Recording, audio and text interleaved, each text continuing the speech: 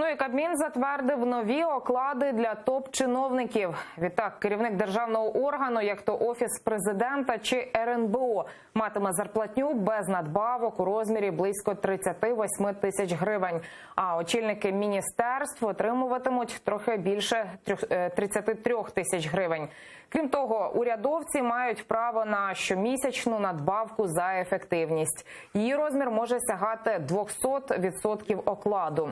Міністр Кабінету міністрів Дмитро Дубілет каже, підвищення платні урядовцям – необхідний крок, оскільки щодня вони стикаються з великими корупційними спокусами. Ви знаєте, що було таке явище, могли дозволити собі отримувати невеликий офіційний доход, але в чорну або через якісь корупційні схеми отримувати великий дохід. Ми зараз маємо ситуацію, коли жодних чорних, жодних корупційних схем немає. І тому ми маємо чесно сказати, що ці люди, які щодня приймають рішення щодо бюджетів у десятки та сотні мільйонів гривень, яких абсолютно оточують там спокуси, самі різні спокуси, самі різні, я не знаю, там фінансово-промислові групи і так далі, ми маємо дати доход, який принаймні